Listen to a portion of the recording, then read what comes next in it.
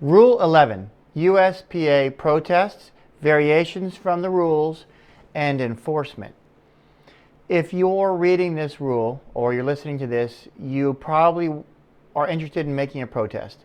So if that's the case, you need to know how, when, and what can you protest. And we're going to answer those questions right here in this video.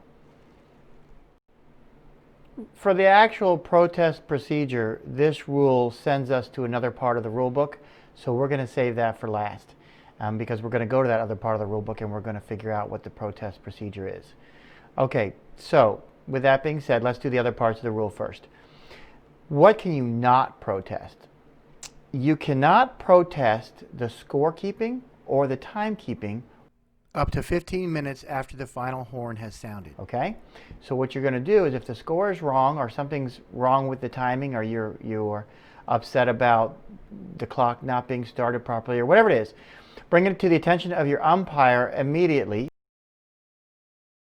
and your umpire will have to deal with it at the next dead ball situation. So I want to know about score immediately. Is the score wrong? Stop before it gets any worse and we get more confused, and let's figure it out. Okay, there's ways to do that. Secondly, timekeeping. If something's wrong with the clock, let's stop. At the next dead ball, let me add time to the clock if they didn't start it on time, or take away time from the clock if they started too early, and let's get the timekeeper straightened out so they know what they're doing. Okay, need to know it immediately. Once the final horn has sounded and 15 minutes has passed, then it's over. There's nothing we can do. Okay, so know that. Once we get to the actual procedures for protests, you can only protest the actions or the manner in which the host tournament committee and the officials did something, and that something must be non-discretionary. And discretion is judgment. So it has to be something, some issue that the umpires of the host tournament committee did not use their own independent judgment, could not use their own independent judgment for. Has to be something that's not up for debate. Somebody uses their judgment. No. It has to be a non-discretionary item, meaning it has to be something that must be done according to the rules without any judgment whatsoever. It's like a procedural item. Okay? That's something you can protest. Things that just come to my mind immediately would be the handicap, perhaps, of a player, if where actually dues were paid or not, that kind of thing, that don't involve judgment. That's just a fact, and that fact was allowed wrongly. You cannot protest umpires' judgment. In a USPA tournament, you must enforce the rules. You, meaning host tournament committee and umpires, must enforce the USPA rules. Okay, that's clear. If you want to get a variance from the rules in a USPA tournament, you must apply for that variance. I believe it's at least 10 days before your tournament, and you would contact the services director at the USPA, whoever that is at the time, and find out what the procedure for that is. It changes probably with every new service director that we have, but there is a procedure for that. What you'll do is you'll write in, email in, maybe even call first, and then email in what it is that you want to change, what rule you want to change, and what you want it changed to.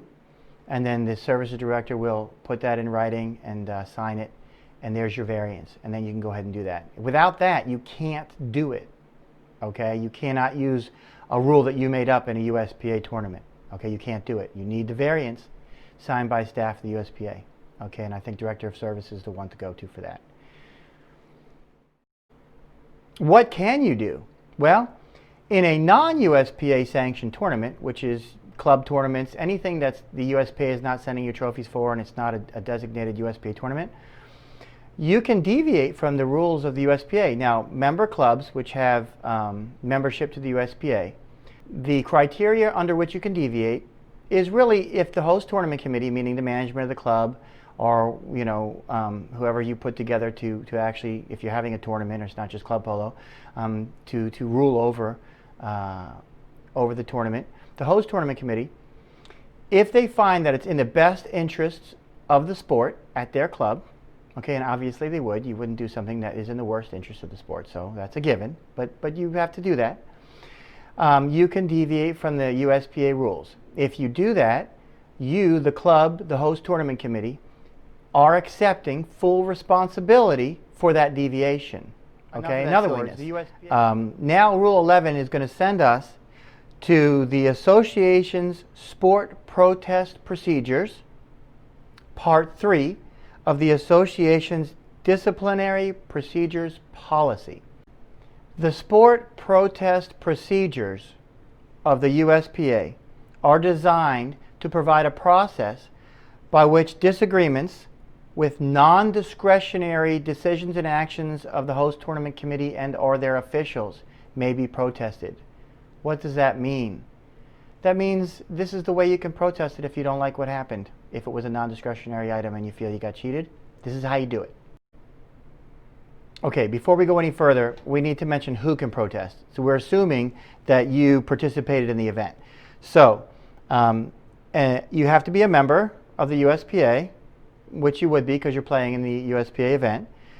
You must have participated in the event, so you're probably a player. Okay, or you can be an official of the event. The umpires or anybody on the host tournament committee can file a protest. Or any officer or governor of the association. So if you're an officer or governor of the association and you see something that's not right, you can file the protest yourself. First of all, always double check me in the rule book to make sure that they haven't changed the protest procedure, and then there's a lag time for me to put it up here on the video rule book.